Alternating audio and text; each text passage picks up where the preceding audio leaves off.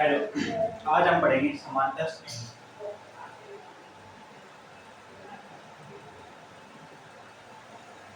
समांतर श्रेणी ये है चैप्टर नंबर 5। चैप्टर नंबर 5 है समांतर श्रेणी। समांतर श्रेणी में सबसे पहले हम पढ़ेंगे श्रेणी क्या होती है। श्रेणी होती है सीरीज। सीरीज श्रेणी यानी कोई भी संख्या या वस्तुओं का क्रम, संख्या या वस्तुओं का क्रम जो क्या है लगातार बेस पे चलता रहे। संख्या या वस्तुओं का क्रम जो लगातार बेस पे चलता रहे उसे क्या कहेंगे सीरीज। और समांतर श्रेणी यानी कि जैसे आपने समांतर चतुर्भुज पढ़ा है, क्या है समांतर चतुर्भुज। समांतर चतुर्भुज किस रूप में ऐसे होते हैं ना। समांतर चतुर्भुज ये क्या है, पतंगाकार है, ये आयत है, वृत्ताकार। तो समांतर चतुर्भुज इसी तरीके के होते हैं, ठीक है। तो समांतर चतुर्भुज या समांतर रेखा तो पढ़ी है ना। समांतर रेखा तो एक दूसरे क्या चलती है, पैरेलल चलती है। पैरेलल यानी कि समांतर चलती है। तो समांतर श्रेणी जो होगी, समांतर श्रेणी जो होगी, तो समांतर श्रेणी वो होगी जिसमें अवयव अवयव जो दे रखे होंगे, हम अवयव जो दे रखे होंगे उनका क्या एक निश्चित क्रम होगा। अवयवों का क्या होगा, एक निश्चित क्रम होगा।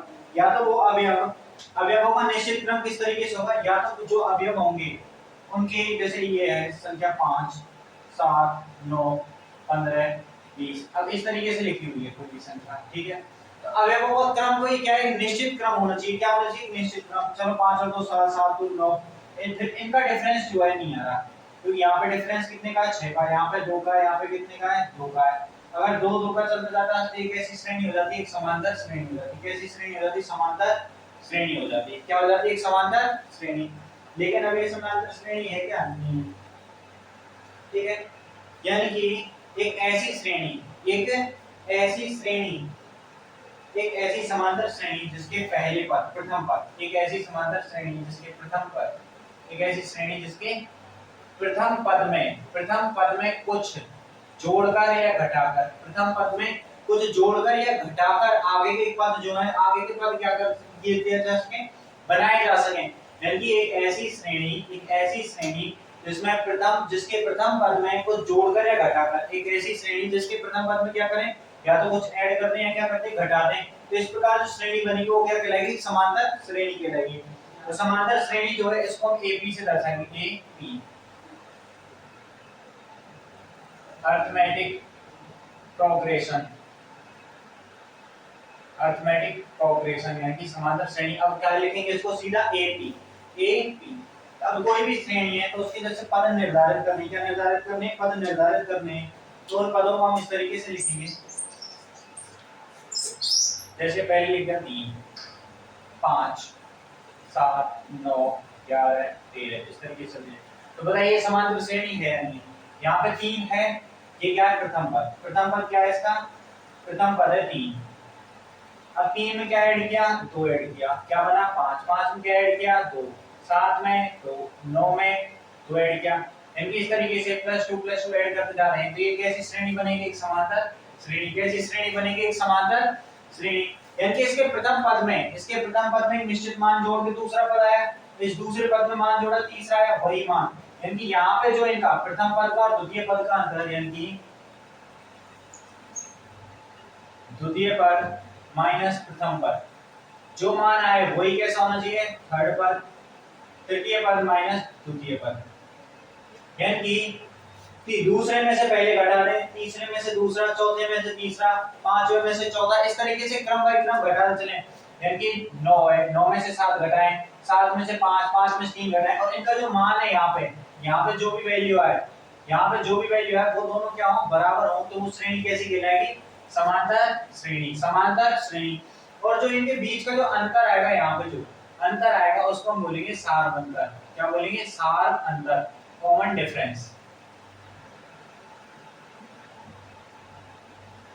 डिफरेंस है कि सार अंतर।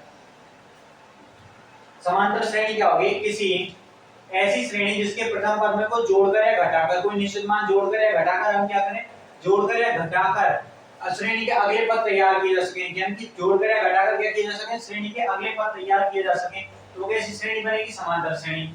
ये तो बनाने का तरीका। अगर हमें कोई श्रेणी दे रखी है, वो समांतर श्रेणी है नहीं, पहचान कैसे करेंगे, तो इस तरीके से पहचान करेंगे। उसका प्रथम पद हमें पता है, प्रथम पद चल गया पता, तो द्वितीय पद में से प्रथम पद को घटाएंगे, द्वितीय पद में से प्रथम पद को घटाएंगे, और तृतीय पद में से द्वितीय पद को, चतुर्थ में से तृतीय को, इस तरीके से हम क्या घटाएंगे। और दो या तीन में वे देख देना है, दूसरे में से पहला घटा दिया, या तीसरे में से दूसरा, चौथे में से तीसरा, ये दो तीन मान घटा के देखें। और यहाँ पे जो वैल्यू आ रही है वो सेम आती जा रही है, यहाँ पे हम क्या घटाते जा रहे हैं और वैल्यू क्या सेम आती जा रही है, तो क्या होगा, सारवंतर समान आ रहा है, सारवंतर समान आ रहा है, तो कैसी श्रेणी बनेगी, वही समांतर श्रेणी बनेगी। क्या बनेगी, समांतर श्रेणी। उसको हम एपी से दर्शाएंगे, किससे दर्शाएंगे, एपी से। अब आगे हम क्या कहेंगे, इसको एपी कहेंगे, ध्यान रखना, एपी यानी कि अरिथमेटिक अरिथमेटिक अरिथमेटिक प्रोग्रेशन, क्या कहेंगे, अरिथमेटिक प्रोग्रेशन। तो और जो यहाँ पे जो वैल्यू आती जाएगी, जो इनकी जो समान वैल्यू आएगी उसको हम क्या कहेंगे, सार अंतर, क्या कहेंगे, सार अंतर, कॉमन डिफरेंस इनका, ठीक है। अब प्रथम पद जो होता है, श्रेणी का प्रथम पद होता है, समांतर श्रेणी जो है, इसका जो प्रथम पद होगा, प्रथम पद उसको हम दर्शाएंगे ए से। किससे दर्शाएंगे प्रथम पद को, ए से। और मैंने माना श्रेणी में समांतर श्रेणी, समांतर श्रेणी में n पद हैं, समांतर श्रेणी में n पद हैं, तब nवां पद निकालना है, nवां पद निकालना है। वो कैसे निकालेंगे, nवें पद को tn से दर्शा लीजिए या an से दर्शा लीजिए, tn या an, वो क्या होगा, बराबर tn या an किसके बराबर होगा, a plus n minus 1 into D, a plus n minus 1 into D के। अब यहाँ पे tn या an तो पता है ना, tn बराबर अंतिम पद क्या बोलेंगे इसको हम, nवां पद पढ़ेंगे, nवां पद करेंगे, इसको क्या कहेंगे, nवां पद। अब यहाँ पे स्मॉल a है, स्मॉल a जो है, और ये स्मॉल a क्या है, प्रथम पद, स्मॉल a क्या है, प्रथम पद। n क्या है, n क्या है, अवयवों की संख्या, अवयवों की संख्या, n क्या है यहाँ पे, अवयवों की संख्या हो गई। d जो है, d क्या बचा है यहाँ पे, d जो है ये क्या है, d जो है ये है सारबंधक, d जो है वो क्या है, सारबंधक, यानी कि जो कॉमन डिफरेंस निकल के आया था, ये जो कॉमन डिफरेंस निकल के आया था इसी को क्या कहते हैं हम, सारबंधक। ये कॉमन डिफरेंस निकल के आया था, ये d है यहाँ पे, ठीक है। n क्या है, श्रेणी में जितने भी पद दे रखे होंगे, हमसे कहेंगे 15 पदों की श्रेणी निकालिए, तो वो 15 पद हैं, तो लास्ट में देंगे a क्या है, a प्रथम पद है, a क्या है, प्रथम पद है। और tn या इसको हम an कहेंगे, tn या an, ये जो है अंतिम पद कह लो, अंतिम पद नहीं कहते हो, ठीक है, इसको छोड़ो।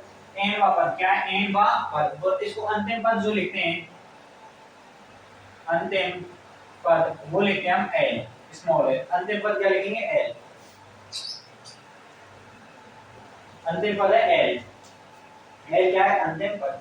तो समांतर श्रेणी क्या होती है, एक ऐसी श्रेणी जिसके प्रथम पद में कोई निश्चित मान जोड़ने या घटाने पे जो सीरीज प्राप्त होती है, जो हमें अवयवों का क्रम प्राप्त होता है, वही क्या कहलाती है, समांतर श्रेणी कहलाती है।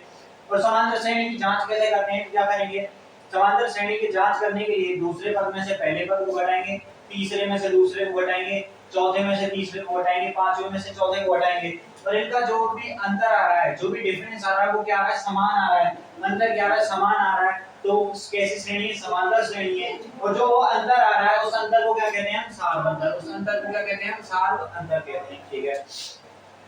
अब यदि किसी श्रेणी में प्रथम पद तो a है, हमें पता है कि हमें दे दिया किसी श्रेणी का प्रथम पद a है, तो श्रेणी में n पद है, श्रेणी में कितने पद हैं, n पद हैं, तो हमसे कहेंगे n पद याद कीजिए, तो tn या an से दर्शाएंगे, nवें पद को होगा a plus n minus 1 into d। यहाँ पे a क्या होगा, प्रथम पद, n क्या होगा, अवयवों की संख्या, d क्या है, सारबंधक है, d क्या है, सारबंधक है, कॉमन डिफरेंस जो आ रहा था यहाँ पे। और अंतिम पद होता है एक l क्या होता है, अंतिम पद। तो ये हो गया यार, ठीक है। अब ये आ रहा है सारबंधक इन कॉमन डिफरेंस। तो बताइए ये जो है ये कैसी भी संख्या हो सकती है, ये जो सारबंधक आ रहा है ना, ये जो सार अंतर आ रहा है आपको दिख रहा है, ठीक है, ये सारबंधक पूर्ण संख्या भी हो सकती है, यानी कि धनात्मक भी हो सकती है या ऋणात्मक भी हो सकती है, धनात्मक हो सकती है, ऋणात्मक हो सकती है, ठीक है, कैसी भी हो सकती है, धनात्मक हो सकती है, ऋणात्मक हो सकती है, और धनात्मक भी हो सकती है, ऋणात्मक भी हो सकती है, पूर्ण संख्या भी हो सकती है, या बोले तो पूर्णांक भी हो सकती है, और परिमित, ठीक है, अपरिमित संख्या भी हो सकती है। जैसे कोई श्रेणी दे रखी है हमें 3/2, 9/4,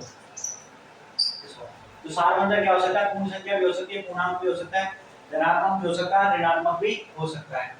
ये तो देखिए इसकी बात सार अंतर की बात, किसकी बात थी, सार अंतर की। अब सार अंतर, अब कोई श्रेणी है, समांतर श्रेणी दो तरीके से होगी, एक होगी परिमित और एक होगी अपरिमित। अपरिमित, परिमित को बोलेंगे फाइनाइट, परिमित होगी फाइनाइट और ये होगी इनफाइनाइट। इनफाइनाइट क्या होगी, एक होगी फाइनाइट परिमित और एक होगी अपरिमित इनफाइनाइट। परिमित क्या होगी, ऐसी समांतर श्रेणी जिसमें पदों की संख्या क्या हो, निश्चित हो, पदों की संख्या क्या हो, निश्चित हो, यानी कि परिमित हो, परिमित हो, ठीक है। और अपरिमित समांतर श्रेणी यानी कि जिसमें पदों की संख्या निश्चित ना हो, जैसे जिसमें ये लग रहा है डॉट डॉट डॉट, तो ये संख्या ये कैसी है, ये कैसी है, एक समांतर श्रेणी, अपरिमित समांतर श्रेणी। या हमें यहाँ पे अंतिम पद दे दें, जैसे यहाँ पे 21 दे दिया, अब 21 लास्ट है, तो हमें पता है 3 से चल के 21 पे खत्म हो रही है, तो ये श्रेणी कैसी है, परिमित है। और अपरिमित कब होगी, तो यहाँ से ये हटा दिया, इस तरीके से चलती जाएगी एन सॉन तक, एन सॉन तक। अब तो ये कैसी संख्या होगी, ये कैसी श्रेणी हो जाएगी, अपरिमित श्रेणी। कैसी हो जाएगी, अपरिमित श्रेणी। तो समांतर श्रेणी क्या होती है, प्रथम पद में कुछ जोड़ने या घटाने पे जो श्रेणी बनती है, कैसी कहलाएगी,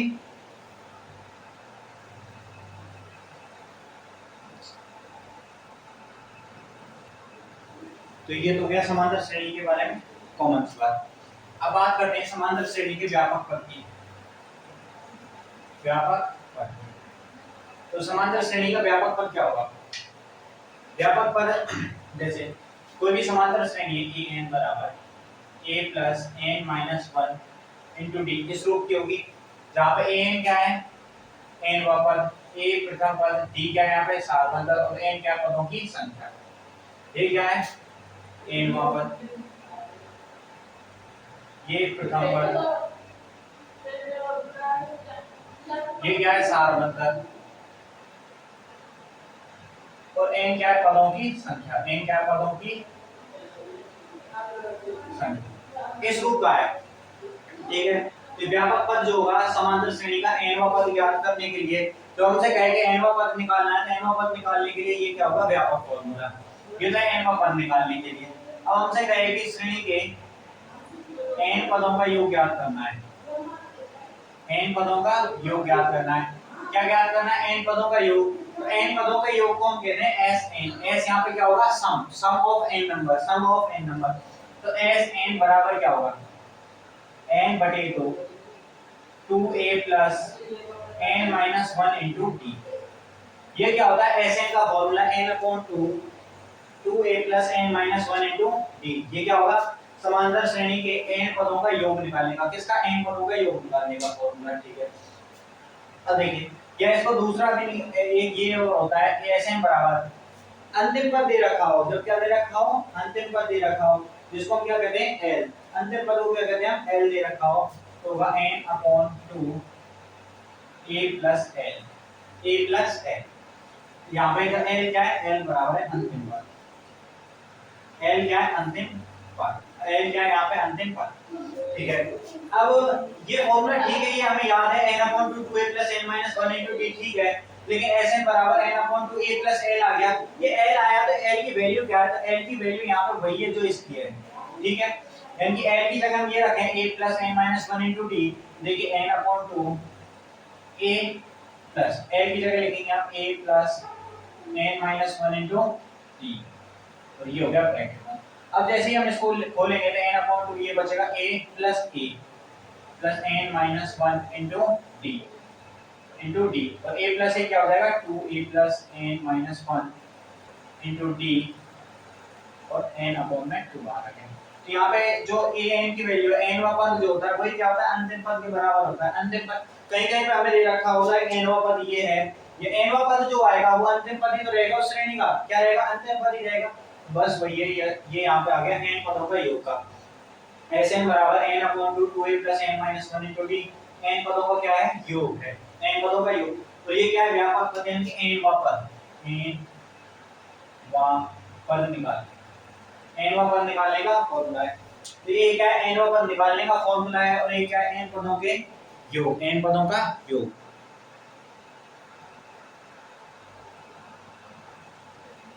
ठीक है, अब 5.1 स्टार्ट होती है यहाँ से, क्या स्टार्ट होती है यहाँ से 5.1, चैप्टर नंबर 5 है, यहाँ से 5.1 स्टार्ट होती है।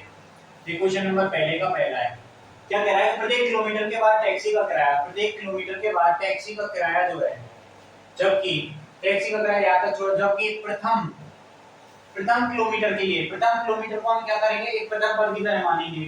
तो दिया है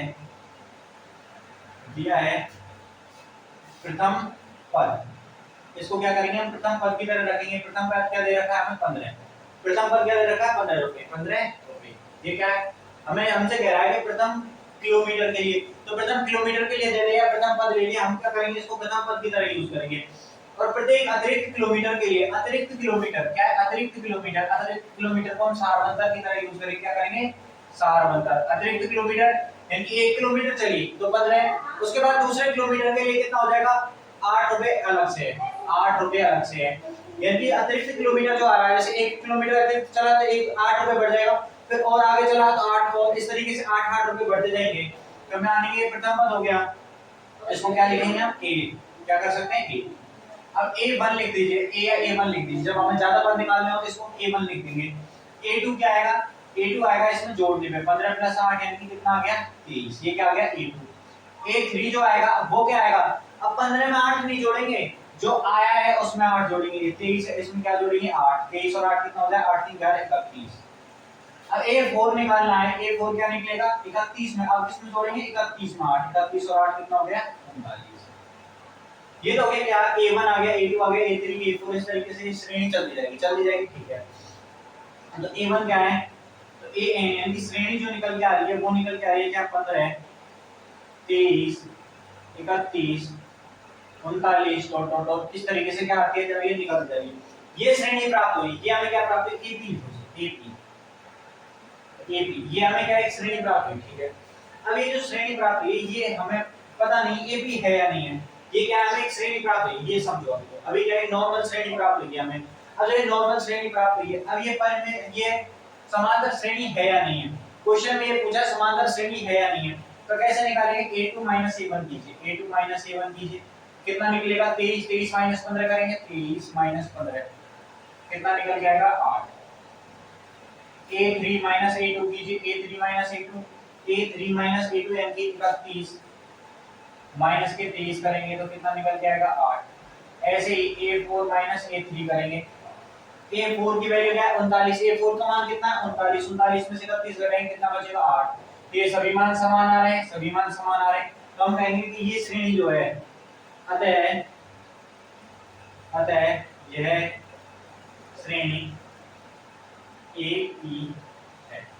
एपी का मतलब समांतर श्रेणी, एपी का मतलब क्या होगा, समांतर श्रेणी। तो ये क्या है, 5.1 के पहले का पहला क्वेश्चन है कि प्रत्येक किलोमीटर के बाद टैक्सी का किराया, ये हमें ध्यान नहीं देना, हमें ये दे रखा है कि प्रथम किलोमीटर के लिए 15 रुपए, प्रथम किलोमीटर के लिए कितने रुपए, 15 रुपए, तो उसको हमने मान लिया कि प्रथम पद जो है वो 15 दे रखा है, ठीक है, रुपए से हमें कोई मतलब है नहीं, 15 दे रखा है। उसके बाद कह रहा है अतिरिक्त किलोमीटर के लिए, जो ये अतिरिक्त किलोमीटर दे रखा है ना, अतिरिक्त किलोमीटर के लिए कितना रुपए, 8 रुपए है, ठीक है। अतिरिक्त किलोमीटर को हम सारवंतर की तरह यूज करेंगे, अतिरिक्त किलोमीटर यानी कि ये जो मान है ये डी है, ये हो गया, और डी बराबर क्या निकल गया 8, डी अपने पास क्या निकल गया है 8। तो ये कौन सा है, 5.1 के पहले का पहला क्वेश्चन है। अब ये 5.1 के पहले क्वेश्चन चल रहा है, पहले क्वेश्चन का दूसरा है। पहले क्वेश्चन का क्या है, दूसरा कह रहा है किसी बेलन में उपस्थित हवा की मात्रा, किसी बेलन में उपस्थित हवा की मात्रा जबकि वायु निकालने वाला पंप एक बार बेलन की शेष हवा का 1/4 भाग बाहर निकाल देता है। यानी कि एक बार में जब निकाल रहा है, एक बार में कितना निकाल रहा है, 1/4 भाग, एक बार में कितना निकाल रहा है 1/4 भाग। तो यहाँ से जो 1/4 भाग है ना, ये 1/4 भाग, इसको हम किस तरीके से यूज करेंगे, इस 1/4 भाग को हम सारवंतर की तरह यूज करेंगे, यानी कि जो कि d = 1/4, हमें क्या दे रखा है 1/4, शेष हवा का 1/4 भाग, शेष हवा का 1/4 भाग बाहर निकाल देता है एक बार में। एक बार बेलन की शेष हवा का एक बार आ रहा है, एक बार में इतनी निकल रही, दूसरी बार में, तीसरी बार में एक बार में इतनी निकाल रहा है, फिर दूसरी बार में भी इतनी, तीसरी बार में भी इतनी, इस तरीके से निकाला जा रहा है। ठीक है, तो माना श्रेणी में n पद है। श्रेणी में कितने पद मान लिए आपने? n पद मान लिए। श्रेणी जो है उसमें n पद हैं। अब हमें ये सिद्ध करना है कि समांतर श्रेणी है या नहीं, हमें नहीं पता। तो श्रेणी में कितने पद हैं? n पद हैं। उसके बाद तथा प्रथम पद। अब यहाँ पर हमें प्रथम पद दे रखा है क्या? प्रथम पद है कहीं पे नहीं दे रखा है, तो प्रथम पद क्या मान लेंगे आप? a। प्रथम पद हम x मान लेते हैं। प्रथम पद हमने मान लिया x है। प्रथम पद x है, तो द्वितीय पद क्या निकलेगा? उसको a2 से दर्शाएंगे। a2 क्या निकलेगा? x + 1/4। यहाँ से देखिए, जब हमें पता है कि d का मान क्या दे रखा है? हमें 1/4 दे रखा है। d का मान कितना है? d का मान 1/4 है। ठीक है, तो अब दूसरा पद निकालेंगे, तो दूसरा पद x + 1/4 आएगा, बिल्कुल आएगा। तीसरा पद भी इसमें जो वैल्यू आएगी, यहाँ पे वैल्यू आएगी, उसमें आएगा। जबकि यहाँ पे देखिए, बेलन की शेष हवा का इतने भाग बाहर निकाल देता है, इतना भाग बाहर निकाल देता है। ये देखिए क्या बेलन है,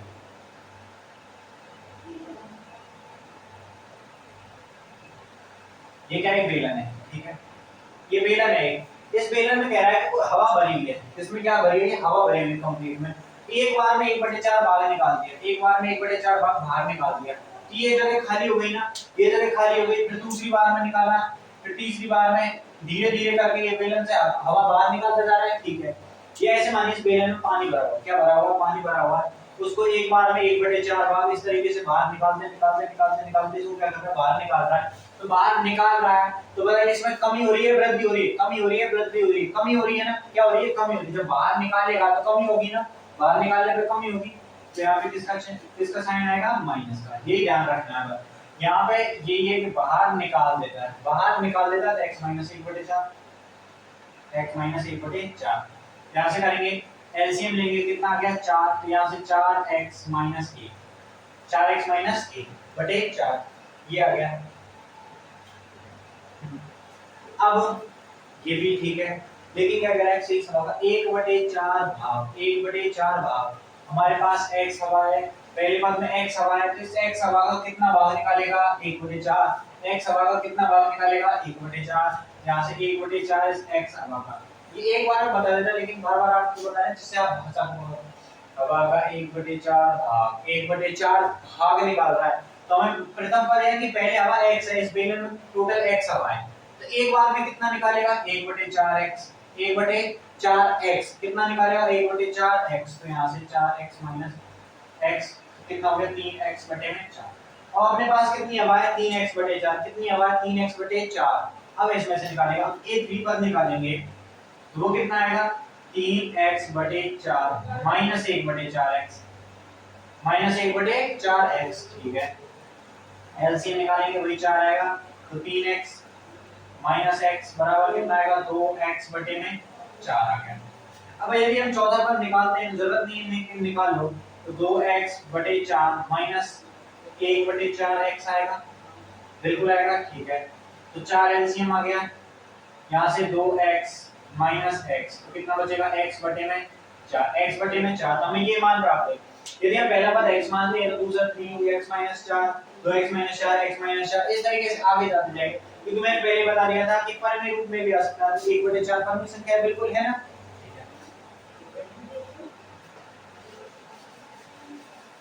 अब देखिए, ये तो बात हो गई यहाँ तक। अब आगे क्या कि उपस्थित हवा का इतने भाग निकाल रहा है, तो हमें तो कहना है कि श्रेणी समांतर श्रेणी है या नहीं, जांच करनी है। तो क्या करनी है? जांच। तो जांच कैसे करेंगे? जांच करने के लिए a2 - a1 निकालेंगे। ठीक है, a2 की वैल्यू कितनी है? 3x/4। कितनी है? 3x/4। तो 3x/4 माइनस कितना निकालना है? x घटाना है। यहाँ से एलसीएम आया 4, कितना आया? 3x - 4x।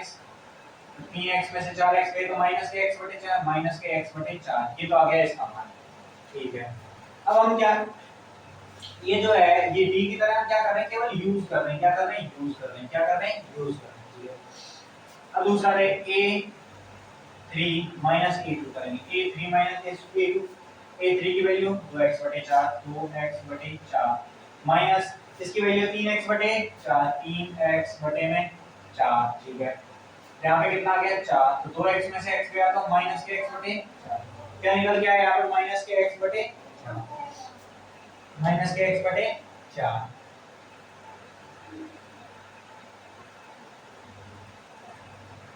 माइनस के x बटे 4, x माइनस 3x बटे 4, हाँ यहाँ 3x बटे 4 तो है ये क्या 3x बटे 4 तो यहाँ पे है ये, वो तो अपने को ध्यान रखना ही है। उसके साथ जो हवा है 3x बटे 4 और 1 बटे 4 जो है ये देखिए शेष हवा का, कितनी का, शेष हवा का, तो शेष हवा कितनी बची, 3x बटे 4 शेष है, इसका 1 बटे 4 हिस्सा निकालना है। 3x बटे 4 जो है 3x बटे 4 हिस्सा भाग बच रहा है, ठीक है।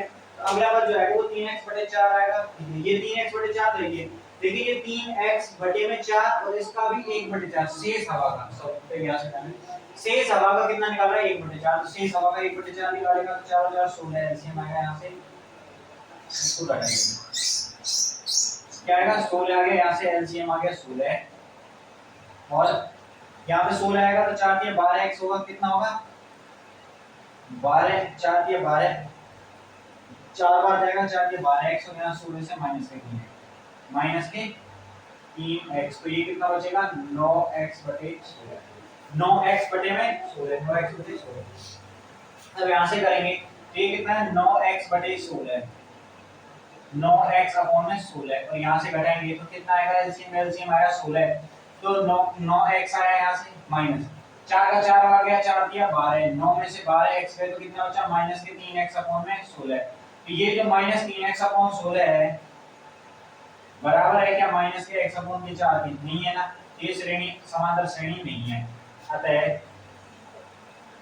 AP नहीं है, AP नहीं। वो यहाँ से ध्यान रखना क्या करा, कंफ्यूजिंग सवाल है।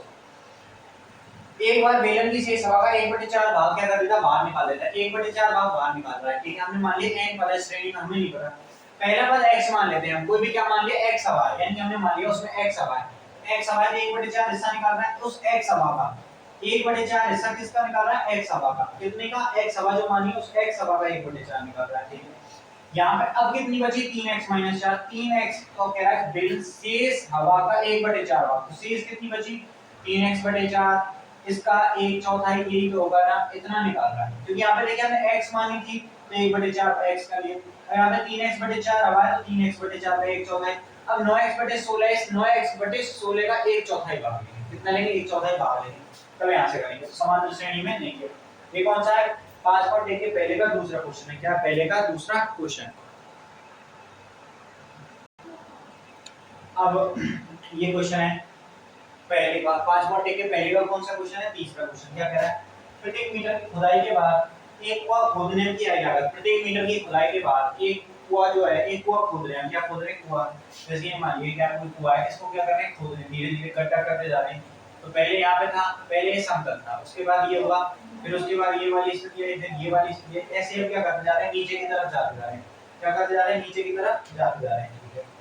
अब हमसे कह रहा है प्रथम मीटर खुदाई, तो पहली मीटर की खुदाई है, क्या है पहली मीटर की खुदाई है, प्रथम मीटर की खुदाई में आई लागत कितनी है 150 रुपए, तो हमने क्या हमें प्रथम मीटर की खुदाई की जगह क्या दे दिया प्रथम पद, तो प्रथम पद का मान कितना दे दिया 150, प्रथम पद का कितना दे दिया 150, तो प्रथम पद की खुदाई की लागत जो है वो 150 रुपए दे दी है, ठीक है। तथा बाद में प्रत्येक मीटर की लागत, प्रत्येक मीटर की खुदाई की लागत 50 रुपए बढ़ती है, बाद में क्या करती है 50 रुपए क्या करती जाती है बढ़ती जाती है, 50 रुपए बढ़ती जाती है, बाद में खुदाई की लागत कितनी बढ़ रही है 50 रुपए, तो हमने जो सारवंतर माना है, सारवंतर जो हमें दे रखा है वो कितना मान लिया 50 बढ़ता जा रहा है, हर बार क्या कर रहा है हमसे कह रहा है कि सारवंतर जो 50 बढ़ता जा रहा है, क्या करता जा रहा है 50 बढ़ता जा रहा है, तो ए हमें दे रखा है A1 हमारे पास है ये 150, D है 50, तो क्या करेंगे A2 निकालेंगे, A2 कितना हो जाएगा 150 प्लस 50 कितना रहेगा 250, A3 निकालेंगे यहाँ से कितना हो जाएगा, अब दो से सॉरी दो से तो 2 से है प्लस में कितना ऐड करेंगे इसमें 50 तो कितना हो जाएगा 250। इस तरीके से चलना रहेगा। अब हमें जांच करनी है, क्या करनी है जांच। तो जांच किस तरीके से करेंगे, जांच करने के लिए क्या करेंगे, जांच करने के लिए ये क्या a2 ये a1 है, a2 माइनस a1 कितना आएगा 2 से 2 से में से 150 घटाएंगे 2 से माइनस 150 कितना निकल के आ गया 50। कितना निकल के आ गया 50।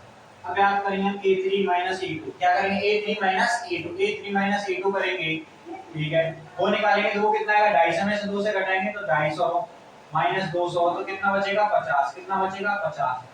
तो बताइए यहाँ पे a2 माइनस a1 और a3 माइनस a2 दोनों का मान बराबर आ रहा है, बराबर आ रहा है। तो ये कैसी श्रेणी है, समांतर श्रेणी। अतः क्या है AP है, अतः AP श्रेणी AP है।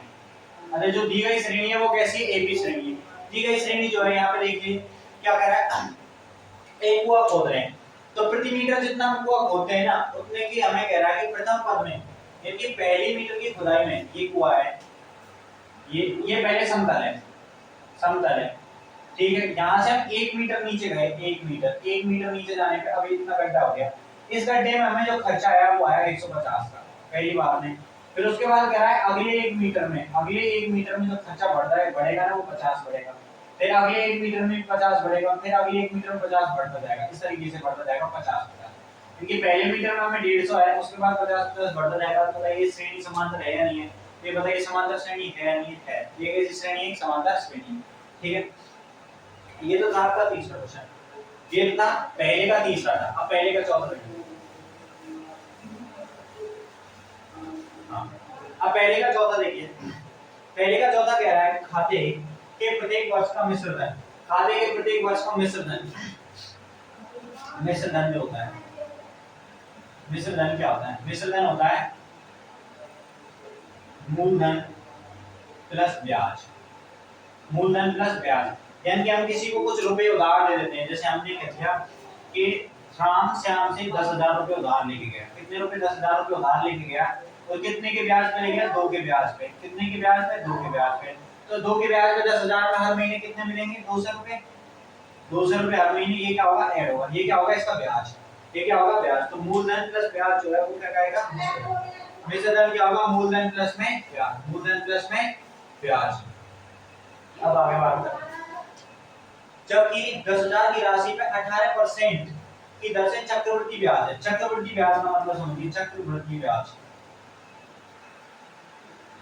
चक्रवृद्धि ब्याज, चक्रवृद्धि ब्याज होता है कंपाउंड इंटरेस्ट, कंपाउंड इंटरेस्ट। एक होता है साधारण ब्याज, एक होता है साधारण ब्याज जिसको हम बोलेंगे सिंपल इंटरेस्ट। क्वेश्चन हटाइए। एक होता है साधारण ब्याज। साधारण ब्याज क्या होता है, साधारण ब्याज जो होता है ये होता है PRT, P गुणा R गुणा T अपॉन में 100। ये होता है प्रिंसिपल यानी मूलधन, ये रेट भी रखी है, टाइम अपॉन में 100। और चक्रवृद्धि ब्याज जो होता है, चक्रवृद्धि ब्याज जो होता है वो होता है कि जो भी, जैसे यहाँ पे 10,000 रुपए, 10,000 100 रुपए, 100 रुपए पे 18% की रेट से लगा, ठीक है 18% की रेट से लगा, इतना आ गया कितना, 18 रुपए। तो 18 रुपए ब्याज बना।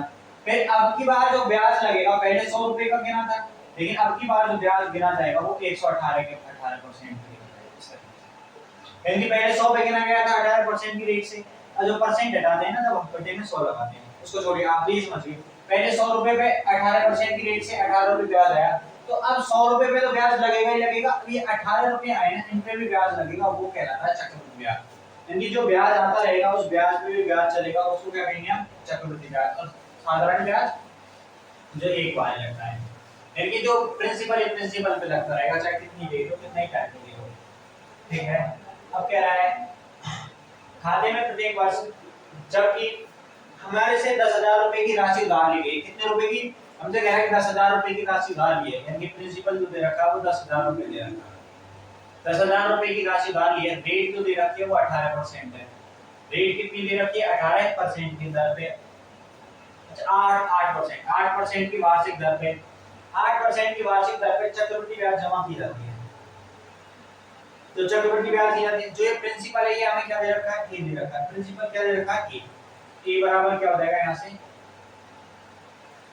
10,000, ए का मान कितना आ गया 10,000, ठीक है। अब ए, ये A1 हो गया। अब दूसरा पद निकालेंगे, दूसरा पद क्या होगा 10,000 रुपए भी हो गया, 10,000 पे हो गया, ठीक है। इसमें क्या ऐड होगा, इसमें ऐड होगा 10,000 रुपए 8% के लिए एक साल पे अपॉन में 100, इतना ये क्या होगा ऐड होगा, ये क्या होगा ऐड होगा। तो ठीक है, 2 जीरो से 2 जीरो कैंसिल, 800 हो गया। A2 जो निकल गया है वो निकल गया है 10,800, कितना निकल गया है 10,800, 10,800। A2 कितना निकल के आ गया 10,800। अब बात करेंगे हम A3 की, तो A3 जो होगा वो क्या होगा, 10,800 नहीं है अपने पास, 10,800 तो ये लेके चलेंगे, ठीक है, प्लस अब जो ब्याज लगेगा, अब देखो 10,000 पे लगा, अब कितने पे लगेगा 10,800 पे, 10,800 पे कितने 8 से 1 साल के लिए अपॉन में 2 जीरो से 2 जीरो कैंसिल, 8 का गुणा करेंगे, 8 गुणा 8 64 और 1 8 से 64। A3 जो निकल के आया वो निकल के आया 10,800 प्लस 864, ऐड करेंगे 800 और 800 1664, ये निकल के आया 11,1664, इतना निकल गया A3। अब ये क्या निकल के आ गया A3। इसी तरीके से A4 निकलेगा, A5 निकलेगा। अब यहाँ से हमें क्या करना है, जांच करनी है, क्या करना है, यहाँ से जांच करनी है, क्या करनी है, जांच। तो जांच करेंगे, तो जांच किस तरीके से करेंगे, A3 माइनस A2 करेंगे, A3 माइनस A2 यानी 11 6 6 4 माइनस 10,800, 10,800 करेंगे तो कितना निकल गया 864 ऐड किया तो ये निकल गया है 864, कितना निकल गया है 864। अब बात करेंगे A2 माइनस A1 करेंगे, A2 माइनस A1 करेंगे तो ये कितना है 10,800 में से 10,000 घटाएंगे तो 10,800 में से 10,000 घटाएंगे कितना बचेगा 800 बचेगा। तो ये वैल्यू जो बोले में है, ये वैल्यू ये दोनों बराबर है क्या, नहीं है, बराबर नहीं है, तो ये श्रेणी AB में नहीं है, ये श्रेणी AB में नहीं है।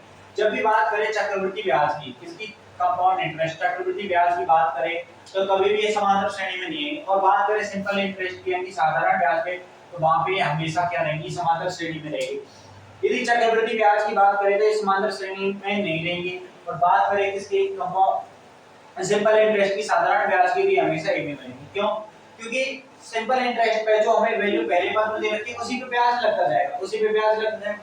लेकिन इसमें क्या होगा कि पहले पे ब्याज लगा, ठीक है, अब जो ब्याज लगेगा, अब जो ब्याज एक्स्ट्रा, ये जो है ये वैल्यू एक्स्ट्रा आ रही है 10,800 है, ठीक है, ये चल जाए। अब जो ये प्लस में ये जो वैल्यू है 10,800 पे 8 का ब्याज, 10,800 पे 8 का ब्याज, ये क्या है एक्स्ट्रा है, ये क्या आ रही है एक्स्ट्रा आ रहा है, ठीक है। ये जो मान है 10,800, अगर 10,000 पे ब्याज लगाते चलते तो 10,000 पे 800 800 ऐड होता चलता, लेकिन अब हमें कितने पे लगाना है 10,800 पे। अब यहाँ पे ये आया 11,664, तो अब ब्याज जो लगेगा वो 11,664 पे लगेगा, किस पे लगेगा 11,664 पे लगेगा। उस वजह से ये कभी भी क्या नहीं आएगी, समांतर श्रेणी जो है, समांतर श्रेणी यानी कि AB में नहीं आएगी, क्या है AB में नहीं आएगी। ये तो था पहले क्वेश्चन, पहले के 4 भाग थे, वो 4 हो गए कंप्लीट, वो 4 हो गए कंप्लीट।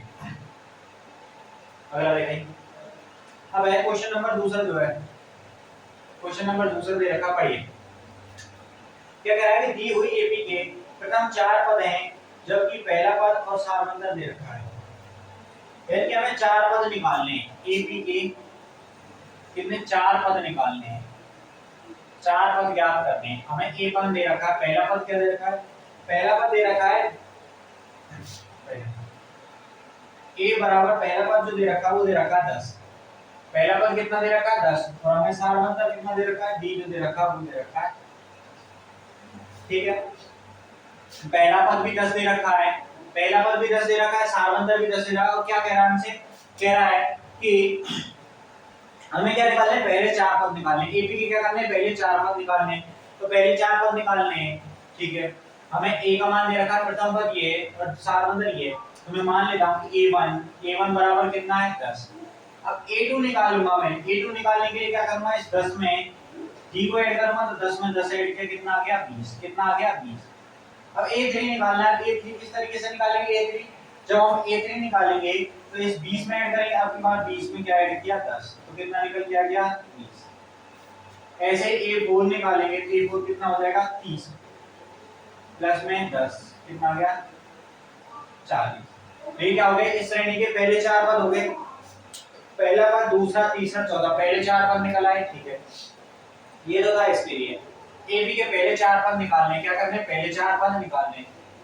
अब दूसरे में देखिए यहाँ पे हमें ए का मान दे रखा -2, ए का मान क्या है -2, सारवंतर दे रखा है 0, सारवंतर आपके पास 0 दे दिया है, ठीक है। तो इसके जो पद निकलेंगे, इसके जो पद निकलेंगे वो किस तरीके से निकलेंगे बता सकता है कोई? तो यहाँ पे कितना है -2, -2 ही रहेगा पहला पद, तो -2 रहेगा। दूसरे पद में क्या करेंगे, -2 + 0, -2 + 0 माइनस के 2, ये -2 प्लस में 0 माइनस के 2, -2 प्लस में 0 बराबर माइनस के 2। इस तरीके से चल देंगे चार पद, ठीक है। एक तो ये तरीका है नॉर्मल तरीका, जिससे हम क्या करते हैं। अब दूसरा एक फॉर्मूला बताया था मैंने, an बराबर a plus n minus 1 into, क्योंकि यहाँ पे भी चार पद निकलवा रहा है तो हम ऐसे भी निकाल सकते हैं, लेकिन आगे 5 पद, 10 पद, 15, 20, 25 निकलवा है कैसे। यहाँ पे n कितना निकालना है, पहला पद तो हमें पता ही है, तो दूसरा पद निकालने क्या करना है, दूसरा पद निकालना है, a2 दूसरा पद, a की वैल्यू माइनस के 2, n की जगह कितना रखना है, n बराबर 2 रखना है, n बराबर कितना रखना है 2, 2 सॉरी प्लस का चिन्ह, 2 - 1 इनटू d की वैल्यू 0, ये निकल के आएगा -2, 2 में से एक बचा, कितना बचा 1, 1 गुणा 0 करेंगे तो -2 निकल के आएगा, ठीक है। अब a3 n की जगह हमने कितना रखा है, यहाँ पे 3 रखा है, बराबर a की जगह -2 प्लस n की जगह कितना रखना है 3, 3 - 1 गुणा 0, यहाँ पे कितना भी मान रख जाएंगे, यहाँ पे -2 याद आ जाएगा। इसी तरीके से a4 a5 निकाल देंगे, क्योंकि जितने पद पूछेगा हम निकाल देंगे। an + n - 1 an बराबर a + n - 1 into d, an बराबर a + n - 1 into d, इस वाले फॉर्मूले से n की जगह कितना रखना है, यहाँ पे देखिए n अगर दूसरा पद निकालना है, दूसरा, तीसरा, चौथा, पांचवा, छठा, जितने भी पद निकालने जा रहे हैं वो n की जगह क्या करते जाएंगे, रखते जाएंगे। ये हो गया। अब अगले में तीसरा जो है उसमें 4 और -3 दे रखे हैं, वो साधारण से निकालेंगे।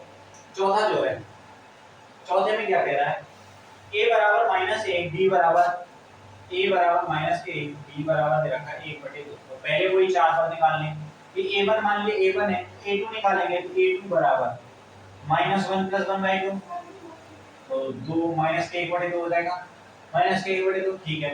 अब a3 निकालेंगे, a3 क्या होगा, -1/2 + 1/2, कितना निकल के आया 0, -1/2 और +1/2 क्या करेंगे 0 कर देंगे, ठीक है। a4 निकालेंगे, a4 क्या आएगा 0 + 1/2, तो कितना निकल के आएगा 1/2। a4 a5 निकालना होगा तो क्या करते हैं 1/2 + 1/2, तो कितना निकल के आएगा 2/2 यानी 2 अपॉन में 2, कितना निकल के आएगा 1। इस तरीके से क्या होंगे, मान आगे बढ़ते जाएंगे, क्या करेंगे, मान आगे बढ़ते जाएंगे। हमें तो यही तक निकलवाए थे 4 तक, इसलिए 4 तक निकालेंगे, 5 6 जितने निकलवाए। अगर इसे हम a + n - 1 से भी निकालना चाहे तो निकाल लेंगे। चार पद है, इस तरीके से क्या करेंगे, इनको निकालना होता है, इस तरीके से ऐड करके निकालना होता है। ये तो हाँ, अब हमें कैसे पता कि सारवंतर जोड़ना है या घटाना है। तो यहाँ पे कोई चिन्ह ना दे रखा हो तो प्लस का चिन्ह है, अगर यहाँ पे कोई चिन्ह दे रखा हो माइनस का तो हमें क्या करना है, घटाना है। अगर कोई चिन्ह दे रखा नहीं दे रखा है तो प्लस का चिन्ह नहीं है वो, तो अगर चिन्ह नहीं दे रखा हो माइनस का तो हमें क्या करना है, घटाना है। तो क्या करना है, घटाना है, ये काम करना है।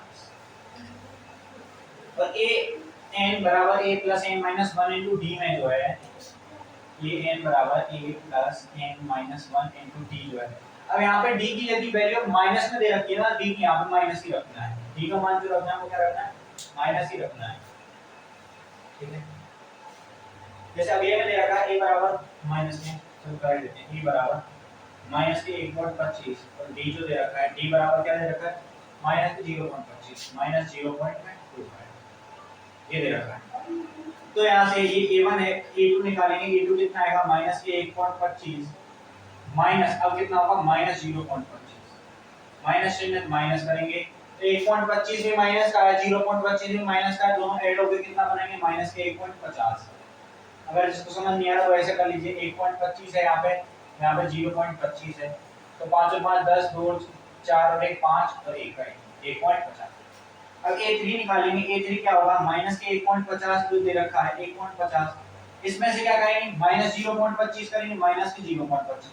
अब दोनों संख्या माइनस की है तो आपस में जोड़ के कितना बना लेंगे माइनस के 1.75। ऐसे एक गुण निकालना हो तो क्या करेंगे माइनस के 1.75 माइनस 0.25। अब यहाँ से कितना निकल के आएगा, अब यहाँ से निकल के 25 और 75 जोड़ने पे 100 आएगा तो यहाँ से चली जाएगी, ये निकल के आएगा माइनस के 2.00 माइनस के 2.00। अगर किसी को समझ नहीं आता 1.75 तो ये दे रखा 0.25, 5 और 5 10 जीरो हासिल लगी 7 2 9 1 10 की 0 7 2 9 1 10 की 0 ऊपर से 1 और 1 कितना हो गया 2.00। तो क्या ए है मान निकल गया। तो इस तरीके से जब यहाँ पर माइनस साइन दे रखा हो तो हमें क्या करना है माइनस करना है, माइनस साइन दे रखा हो तो माइनस करना है, और यदि प्लस का साइन दे रखा हो तो हमें क्या करना है प्लस करना है। माइनस के साइन पे माइनस, प्लस के साइन पे प्लस करना है। तो ये था दूसरा क्वेश्चन, ये था दूसरा क्वेश्चन, ये हो गया। अब तीसरा क्वेश्चन क्या कह रहा है दिखाइए, निम्नलिखित में प्रत्येक एबी के लिए प्रथम पद का सारवंतर लिखिए। क्वेश्चन नंबर तीसरा कह रहा है हमें प्रथम पद निकालना है, प्रथम पद बताना है, प्रथम पद बताना है और क्या बताना है सारवंतर, और सारवंतर बताना है। प्रथम पद यानी कि ए और डी का मान बताना है, हमें क्या बताना है ए और डी बताना है। दे रखा है पहला 3 1 माइनस 1, पहला दे रखा है 3 1, उसके बाद माइनस 1 माइनस 1 के बाद माइनस 3 माइनस के 3 और इस तरीके से श्रेणी चलती है। तो हमें ए तो पता है ए बराबर कितना है, ए बराबर तो 3 आ गया। अब हमें डी निकालना है तो क्या करेंगे a2 माइनस a1 करेंगे। अब ये हमें दी हुई है कि समांतर श्रेणी है, ये जो दी हुई है ये समांतर श्रेणी है, तो इसमें हम a की वैल्यू निकाल के हमें सारवंतर मिल जाएगा। तो हमें ज्यादा का मान निकालने की जरूरत नहीं, क्यों, क्योंकि हमें पहले से दी हुई है कैसी श्रेणी है समांतर श्रेणी है। जब हमें समांतर श्रेणी दी हुई है तो हमें पता है कि ये जो मान है ये कितनी बार करते चलो बराबर आएंगे, हम एक बार से निकालेंगे ना। तो 3 माइनस 1 कितना आएगा 2, कितना आएगा 2, हर बार क्या करते जा रहे हैं 2। अगर ऐसे नहीं समझ रहा है तो a3 माइनस a2 करो, a3 माइनस 1 माइनस 1 तो कितना आएगा माइनस के 2, सॉरी 1 माइनस 1 माइनस 1 माइनस के 3 और 1 माइनस के 1 माइनस 3 और कितना आएगा माइनस के 2। ऐसे ही माइनस 1 माइनस 2 माइनस। अब a4 माइनस a3 करके देख लो, a4 की वैल्यू कितनी है माइनस के 3 माइनस यहाँ पे माइनस का 1। अब ये दोनों माइनस के तो प्लस के चिन्ह हो जाएंगे, कितना हो जाएगा माइनस 3 प्लस 3 और बराबर में कितना निकल गया है माइनस के। सारवंतर डी कितना है, डी इसके लिए कितना है, ए की वैल्यू तो हमें पता चल गई 3 है और डी कितना है इसके लिए -2 है। तो ए बराबर कितना लिखेंगे यहाँ पे 3, डी बराबर कितना लिखेंगे माइनस के 2, डी बराबर माइनस के 2। ये तो था इसके लिए क्योंकि ये पहला था। अब बात करते हैं दूसरे की। दूसरे में कह रहा है -5 -1 3 7 -5 -1 3 7। इस तरीके से श्रेणी आगे जा रही है।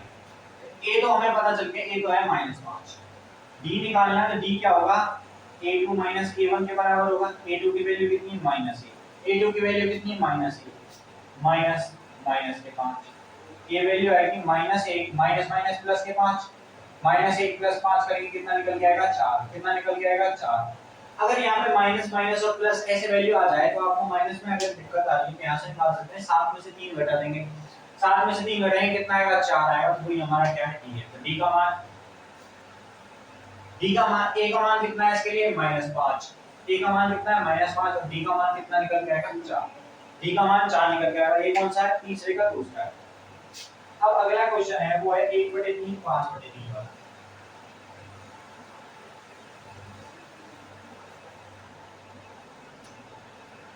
क्वेश्चन नंबर तीसरा क्या कह रहा है 1/3 को 5/3 1/3 5/3 5/3 के बाद अगला आ रहा है 9/3 9/3 फिर आ रहा है 13/3 और इसी तरीके से क्रम चलता जा रहा है।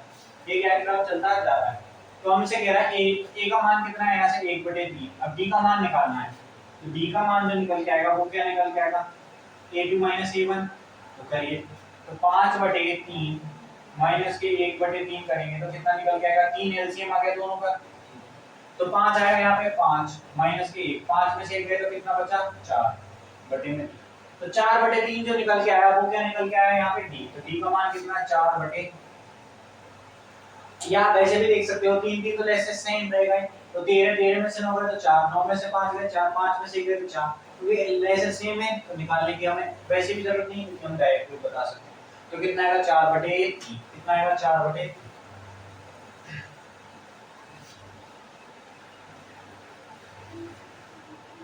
ये तो था तीसरा।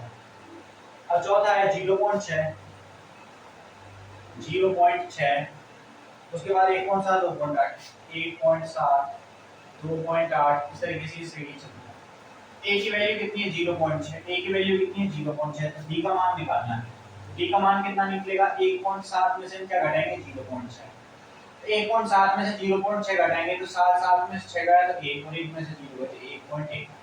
अगर किसी को ऐसे समझ नहीं आ रहा है तो ऐसे करेंगे कि 1.7 यहाँ पे 0.6, 7 में से 6 गए तो 1 और यहाँ पे 1 माइनस 0 गए तो 1 में से 0 गए तो 1, 1.1। ऐसे समझ नहीं आया तो 2.8 में से हमें 1.7 घटाना है, 8 में से 7 गए तो 1, 2 में से 1 गया तो 1, 1.1 निकल गया। इस तरीके से करना है। ये था तीसरा क्वेश्चन, ये भी हो गया। ये तो थे तीसरे क्वेश्चन में क्या करा है, हमसे ये पूछा है मान कि किस तरीके से हम पहले पद और हमें पहला पद और सारवंतर पूछा था, पहला पद और सारवंतर पूछा था कि ये पहला पद निकालिए, उसके बाद निकालना है सारवंतर। ठीक है, ठीक है, आगे में रखते हैं क्योंकि क्वेश्चन नंबर चौथा है वो क्या ज्यादा बड़ा है, उसमें 10-12 पार्ट हैं तो वो क्या कल कराएंगे। तो आज के लिए इतना ही, इनको क्या कंप्लीट करके आना है। ठीक है।